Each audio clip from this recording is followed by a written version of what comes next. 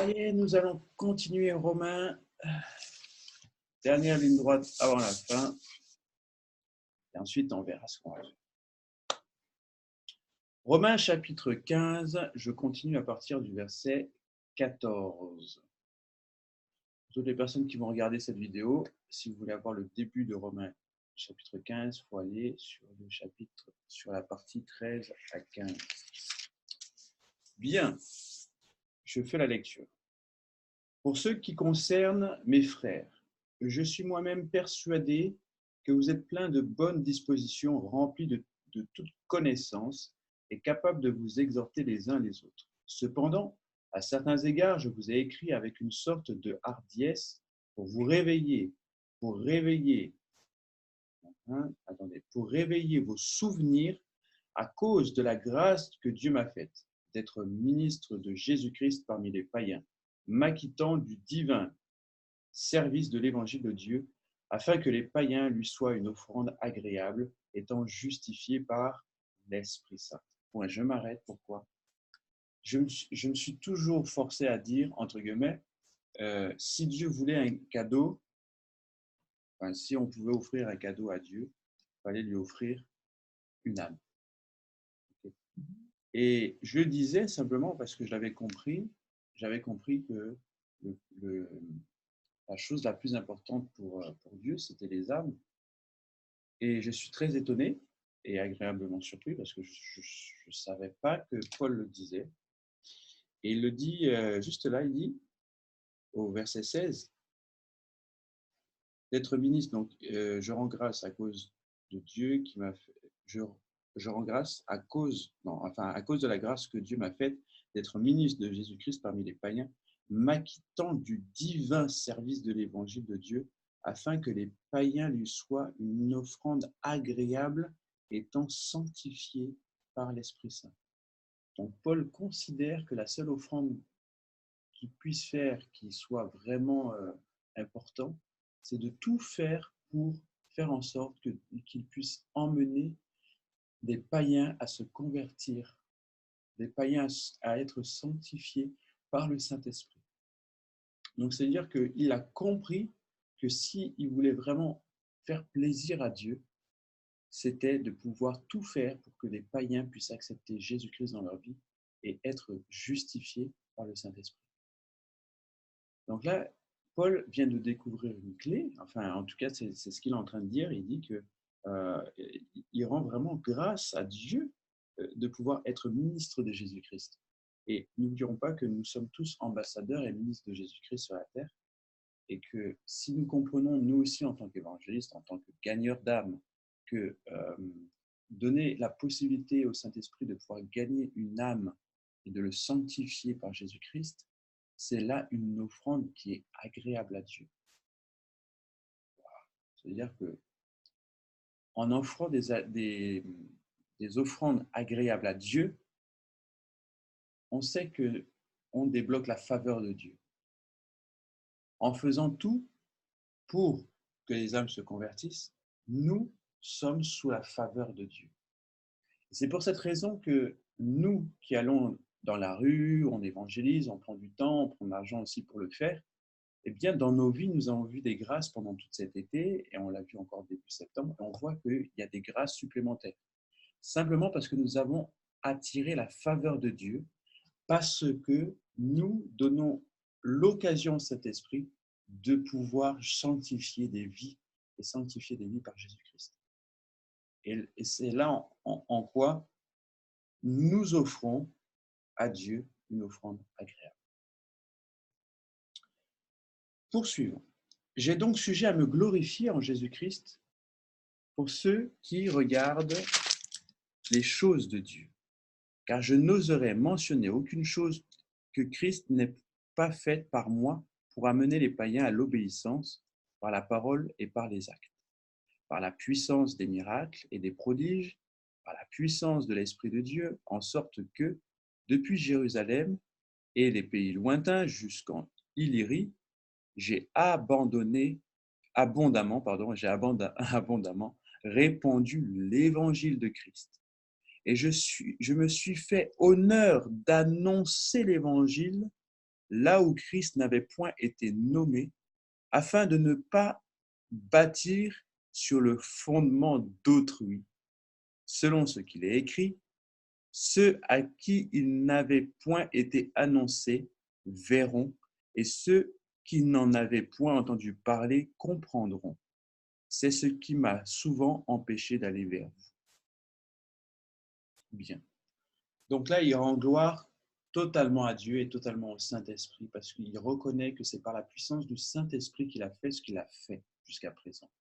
Il reconnaît que c'est par la puissance du Saint-Esprit qui fait des miracles, qui fait des prodiges. Il reconnaît que c'est la puissance du Saint-Esprit qui lui donne la possibilité de parler, de poser des actes et de pouvoir obéir aussi. Il rend gloire parce qu'il reconnaît que c'est l'Esprit de Dieu qui l'a déporté depuis Jérusalem jusqu'au pays voisin en répandant donc l'évangile avec abondance. Et il s'est fait lui-même, donc verset 20, il se fait lui-même honneur d'annoncer l'évangile là où Christ n'avait point nommé, pour répondre justement, pour réaliser la prophétie qui avait été dite par rapport au fait qu'on annonce l'évangile à ceux qui n'ont pas entendu Christ, parler de Christ. Et c'est pour ça qu'il dit qu'il n'est jamais allé à Rome, parce qu'à Rome, ils avaient déjà entendu parler de Christ. Et il ne voulait pas bâtir sur un autre fondement. Ok, on continue, verset 23. Mais maintenant, n'ayant plus rien qui me retienne dans ces contrées, ayant depuis plusieurs années le désir d'aller vers vous, j'espère vous voir en passant quand je me rendrai en Espagne et y être accompagné par vous après que j'aurai satisfait en partie mon désir de me trouver chez vous. Présentement, je vais à Jérusalem pour le service des saints, car la Macédoine et l'Achaïe ont bien voulu s'imposer une contribution en faveur des pauvres parmi les saints de Jérusalem. Elles l'ont bien voulu et elles le leur devaient, car si les païens ont eu part à leur avantage spirituel, ils doivent aussi les assister dans les choses temporelles. Dès que j'ai terminé cette affaire et que je leur aurai remis ces dons, je partirai pour l'Espagne et je passerai chez vous. Je sais qu'en allant vers vous, c'est avec une pleine bénédiction de Christ que j'irai. Je vous exhorte, frères, par notre Seigneur Jésus-Christ et par l'amour de l'Esprit, à combattre avec moi en adressant à Dieu des prières en ma faveur, afin que je sois délivré des incrédules de la Judée et que les dons que je porte à Jérusalem soient agréés des saints, en sorte que j'arrive chez vous avec joie, si c'est la volonté de Dieu, et que je jouisse au milieu de vous de quelque repos. Que le Dieu de paix soit avec vous tous. Amen. Ok. Donc Paul, en fait, là, c'est là où il prévoit de se rendre à Rome, puisque c'est une épître à Rome. D'accord. Là, c'est une épître qui donne aux Romains. Donc là, il dit en fait qu'il prévoit de venir tout simplement à Rome. D'accord. Et donc, il allait passer par l'Espagne pour se rendre à Rome. Et du coup, ben, il dit tout simplement qu'il aurait aimé, en fait, et qu'il va venir justement maintenant voir les saints, c'est-à-dire ceux qui sont déjà sauvés. Voilà comment on les appelait. Hein. On ne les appelait pas encore chrétiens. Vous voyez, on les appelait les saints. Donc, bonne nouvelle, je vais faire comme Paul, je vous appelle les saints. Vous êtes les saints.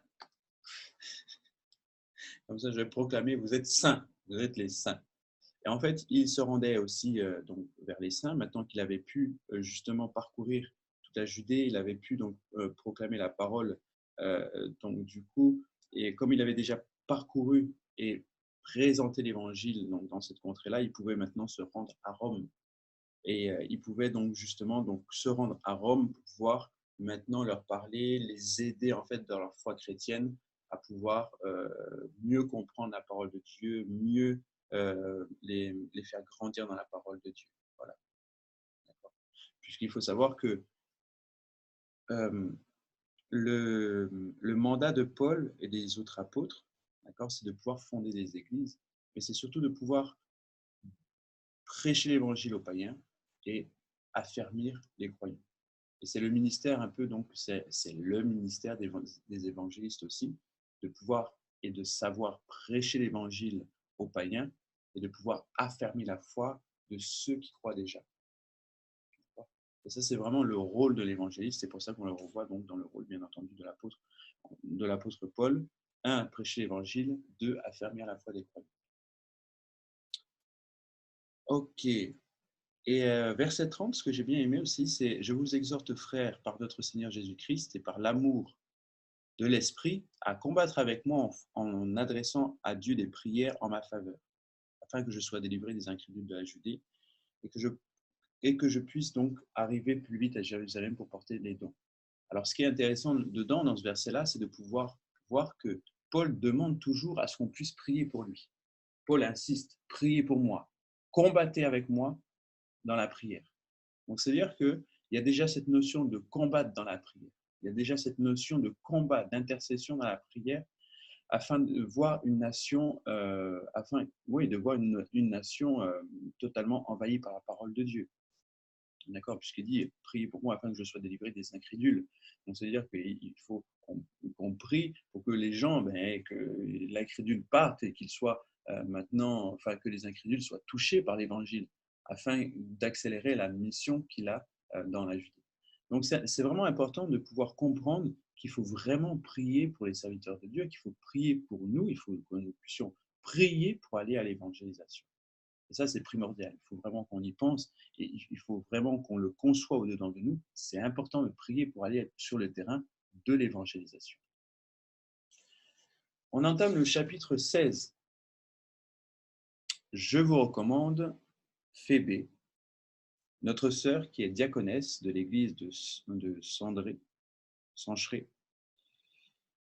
afin que vous la receviez en notre Seigneur d'une manière digne des saints et que vous l'assistiez dans les choses où elle aurait besoin de vous, car elle a donné aide à plusieurs et à moi-même. Saluez Prisca et Aquilas, mes compagnons d'œuvre en Jésus-Christ, qui ont exposé leur tête pour sauver ma vie. Ce n'est pas moi seul qui leur rend grâce, ce sont encore toutes les églises païennes.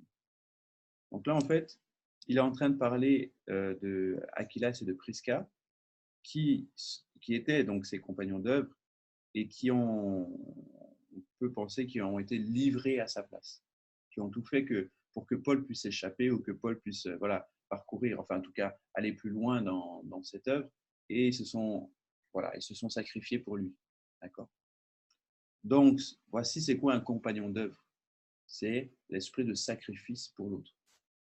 Donc, quand je dis que oui, les binômes, il faut mettre des binômes en place, par exemple, eh bien, c'est des binômes, mais en termes de compagnons d'œuvre. Donc, il faut vraiment intégrer le sacrifice, le fait qu'on se sacrifie. On se sacrifie sur le terrain. Si je ne peux pas y aller, vas-y à ma place, ainsi de suite. Et on se sacrifie l'un pour l'autre pour la cause de l'évangile. Verset 5. Saluez aussi l'Église qui est dans leur maison. Saluez Épénète, mon bien-aimé, qui a été pour Christ les prémices de l'Asie. Saluez Marie, qui a pris beaucoup de peine pour vous. Saluez Andronicus et Junias, mes parents, et mes compagnons de captivité qui jouissent d'une grande considération parmi les apôtres et qui même ont été en Christ avant moi.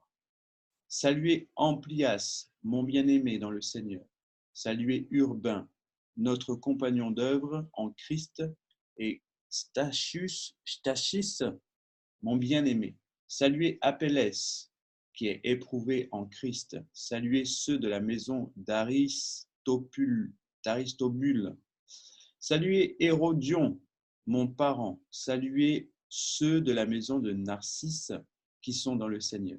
Saluez Tryphène et Tryphos qui travaillent pour le Seigneur. Saluez Perside, la bien-aimée qui a beaucoup travaillé pour le Seigneur. Saluez Rufus, l'élu du Seigneur, et sa mère qui est aussi la mienne. Saluez Asyncrite et Phlégon, Hermès, Patrobas, Hermas, les frères qui sont avec eux. Saluez Philologue et Julie, Nérée et sa sœur, et Olympe, et tous les saints qui sont avec eux. Saluez-vous les uns les autres par un saint baiser. Toutes les églises de Christ vous saluent. Donc là, c'était vraiment toutes les salutations aux parents, à la mère, au père et aux parents qui considéraient. Okay. Donc ça, c'est important. Vous voyez, il ne manque pas de saluer ses frères et sœurs dans la foi, de les exhorter. Il ne manque pas de leur dire vraiment saluer les gens, saluer. C'est vrai qu'aujourd'hui, on n'est plus sous le système du courrier, donc ça va plus vite, on peut les saluer nous-mêmes, mais ça fait toujours plaisir de pouvoir voilà, saluer les frères et sœurs lorsque vous êtes à l'extérieur. Je me rappelle lorsque j'avais fait, lorsque j'étais parti en vacances, il y a longtemps de ça, je m'étais amusé à envoyer en fait une carte postale pour chaque équipe de l'église. J'étais pas encore pasteur, j'étais juste membre de l'église, mais, mais en fait c'était ce geste où j'envoyais une carte postale à l'église et puis c'était pour chaque équipe. Bon, dans le couac, c'est que je suis arrivé avant les cartes postales, mais c'est pas grave. C'est le geste qui compte. C'est le geste qui compte. Et, et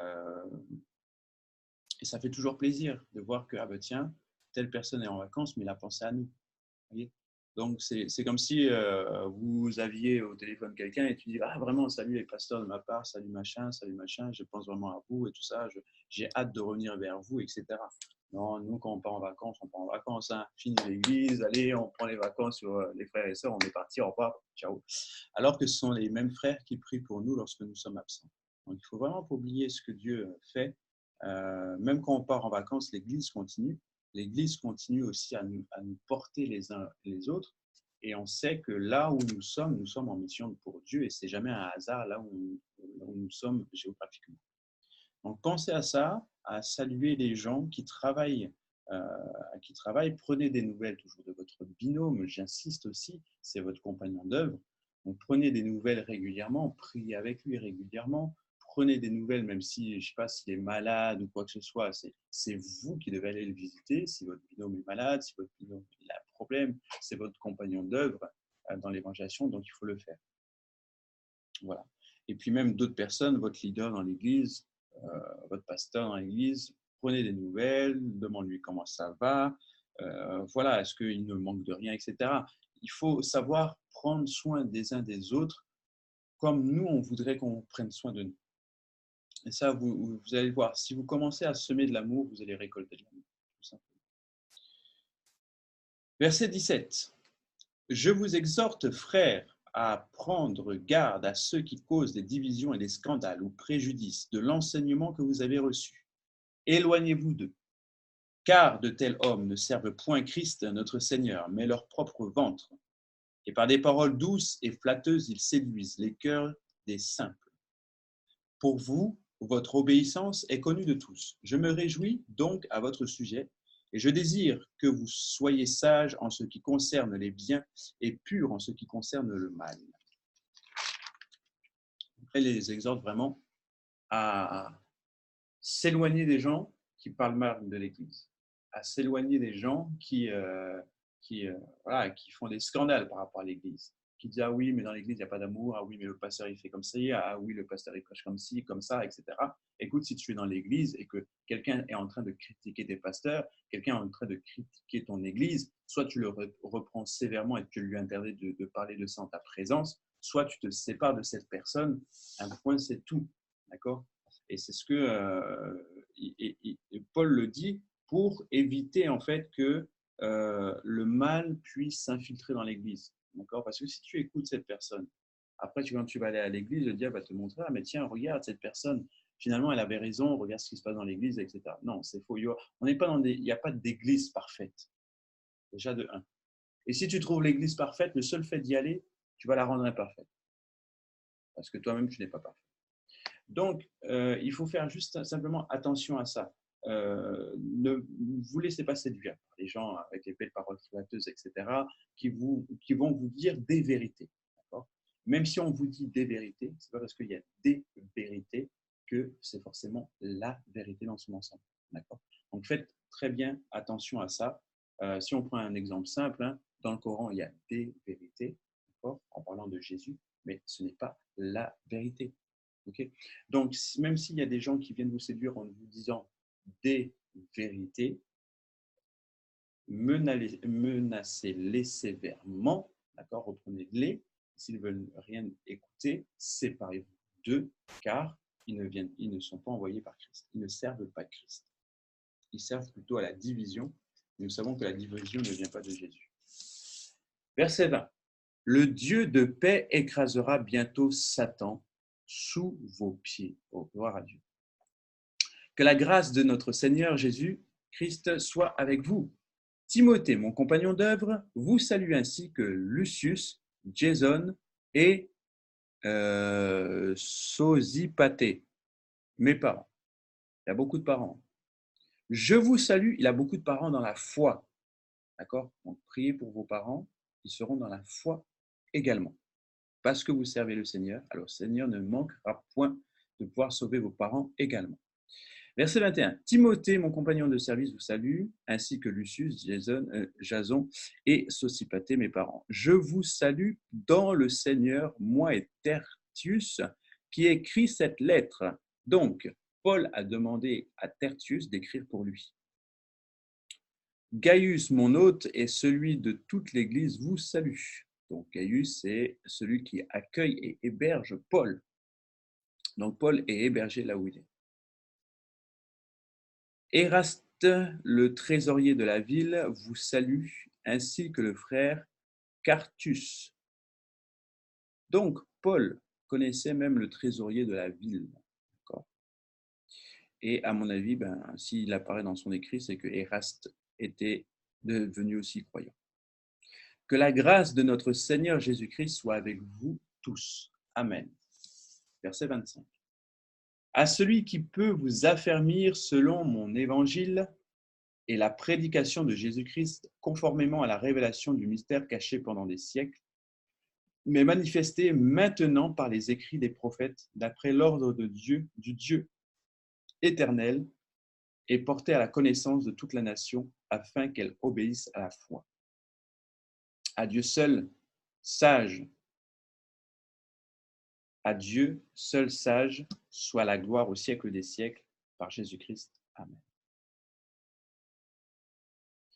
Je reprends juste le verset 25. À celui qui peut vous affermir selon mon évangile et la prédication de Jésus-Christ, conformément à la révélation du mystère caché pendant des siècles.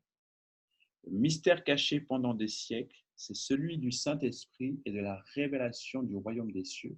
C'est le mystère de Jésus-Christ qui avait été caché jusqu'à présent et qui, pour lui, en fait, a la grâce de pouvoir révéler ces choses, comme par exemple la justification par la foi, la justification par le sang de Christ, la justification pour la vie éternelle. Donc, c'est vraiment tous les mystères de la vie chrétienne que Paul est en train de nous révéler.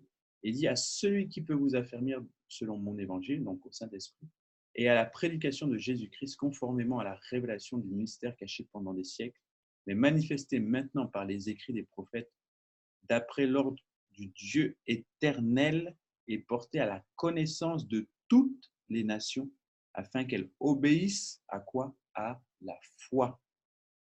À Dieu, seul sage, soit la gloire au siècle des siècles, par Jésus-Christ. Amen. Donc, afin qu'elles puissent obéir à la foi. Donc, le mystère caché, c'est la foi. D'accord? Ça, c'est hyper important et c'est pour ça qu'il le cite. Eh bien, mes chers frères et sœurs, nous avons terminé Romains. Ça y est, nous avons absolument terminé Romains. Et ensuite, c'est Corinthiens.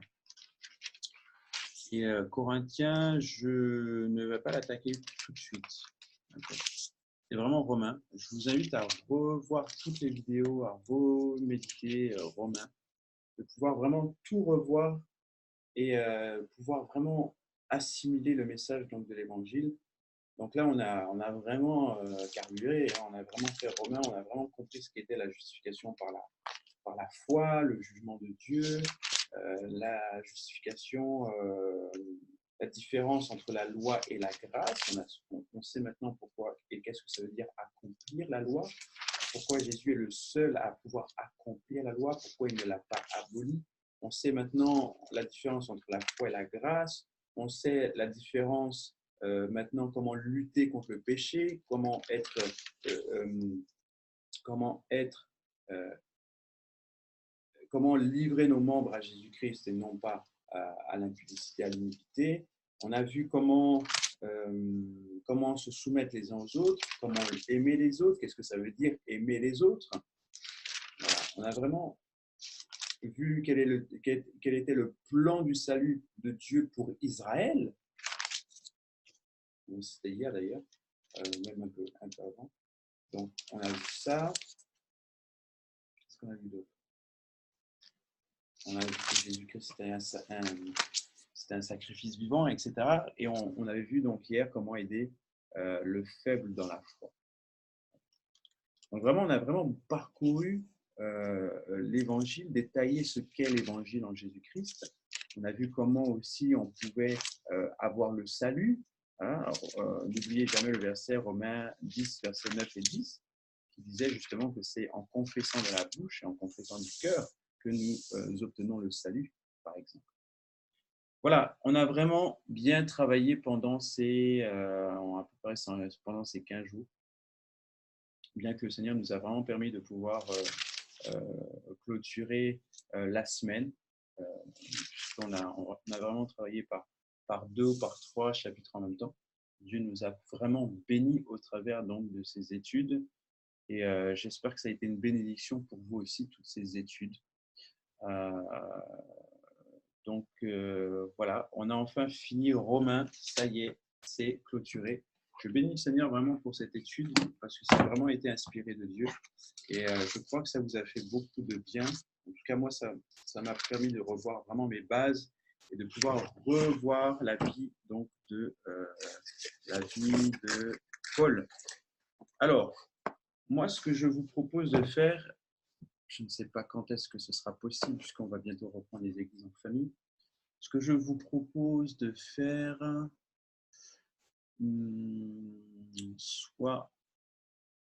soit samedi prochain, soit mercredi, j'ai à cœur qu'on puisse regarder ensemble le film qui s'appelle L'apôtre Paul, où vraiment on va encore mieux comprendre le ministère de Paul, qui est vraiment important pour nous, puisque nous voulons gagner des âmes. C'est vrai que tous les ministères, l'apôtre Paul, l'apôtre Pierre aussi, étaient un gagneur d'âmes, et c'est important pour nous tous de pouvoir comprendre la vie des apôtres. Mais vraiment, j'ai vu le film L'apôtre Paul, et vraiment, c'est un film qui va beaucoup vous parler. Et ce serait intéressant qu'on puisse le regarder ensemble la semaine prochaine. Donc, les jours qui restent, c'est lundi, mercredi et samedi. Enfin, les jours où il n'y a pas réunion. Donc, ça peut être intéressant de pouvoir regarder le film ensemble. Donc, par exemple, toute l'équipe de Bordeaux puisse pouvoir regarder le film ensemble. Alors là, on le fera à l'église, par exemple, ou bien chez quelqu'un, si quelqu'un peut nous accueillir. On fait une projection, il n'y a pas de souci, je peux emmener le matériel, on fait une projection par vidéoprojecteur, pourquoi pas. Ça pourrait être une bonne idée. Donc voilà. En tout cas, je vous remercie à tous. Je vous remercie de vos questions que vous avez posées. Je vous remercie de vos interventions. Je vous remercie des témoignages que vous m'avez envoyés, parce que ça montre aussi que la parole de Dieu a agi dans votre vie. C'est le plus important. C'est pour cette raison qu'on le fait. Sûrement en fin de mois, du mois d'octobre, on refera une étude comme ça. Vers mi-octobre, jusqu'à la fin du mois d'octobre, on refera peut-être 15 jours. Comme ça, on se réveillera tous les matins pendant 15 jours pour pouvoir justement approfondir un texte, un livre, peut-être Corinthiens ou Galates aussi, qui est plutôt intéressant. Donc, on verra comment on fera par la suite. Pour l'heure, on va passer quelques moments dans la prière. Je vous invite à démuter votre micro. On va passer quelques moments dans la prière. Ensuite, je vous libère et je vous souhaite de passer un bon samedi.